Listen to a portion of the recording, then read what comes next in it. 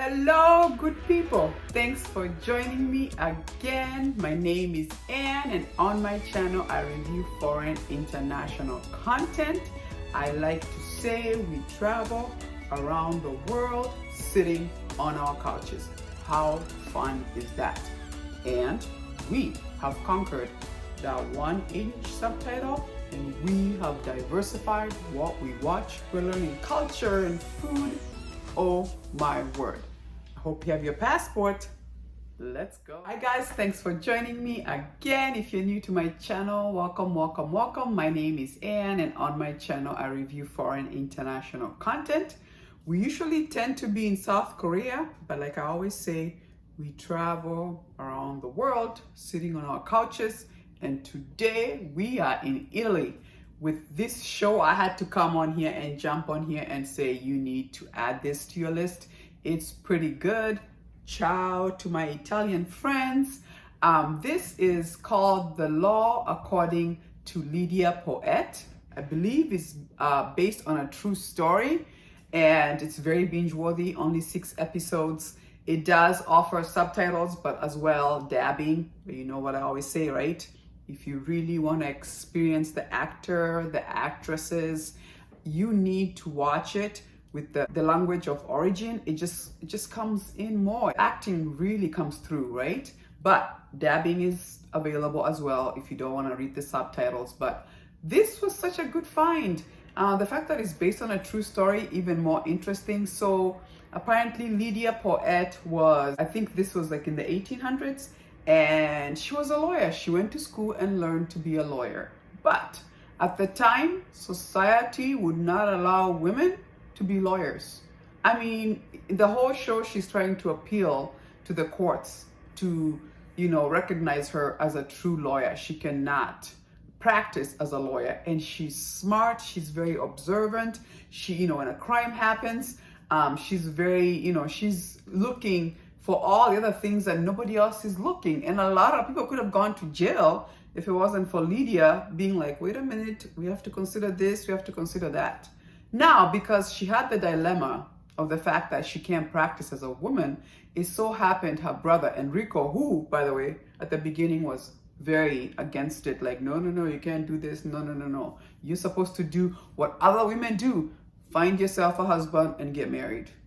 And clearly Lidia was like, no, not for me. I want to be a lawyer, right? So what they ended up doing is that she ends up working for her brother, who's also a lawyer, as his assistant.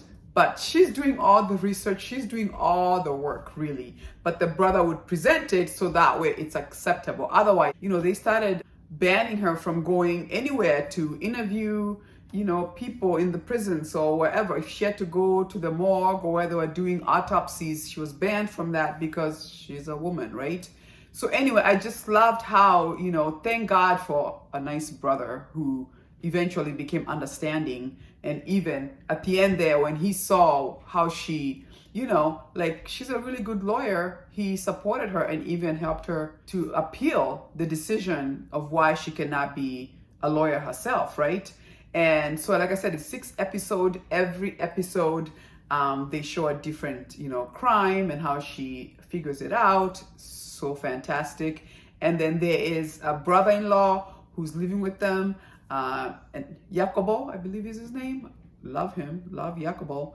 And you have to see how their relationship evolve. Oof. By the way, mature audience, there is some sex scenes and things like that you need to be aware of, but love their relationship.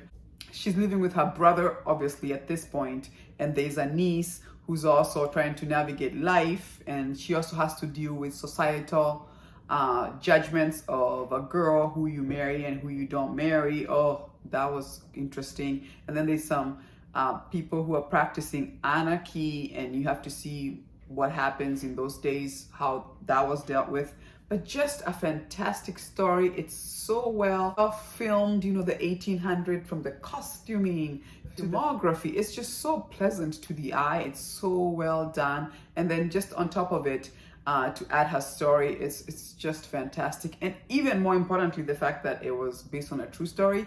And then the way they ended season 1 clearly we're being teed up for season 2, because I feel like we're just getting started. Like, I feel like Lidia probably continues to push more with the appeal to see what becomes of that. And clearly, you know, she's at a crossroads between, do I go to America where women are more free to practice, or do I still stay? Because now she's starting to become popular in France, because she's all over in the papers and everything, and people are getting to know who she is. She's getting supporters. So it'll be interesting to see. I would love to see season 2.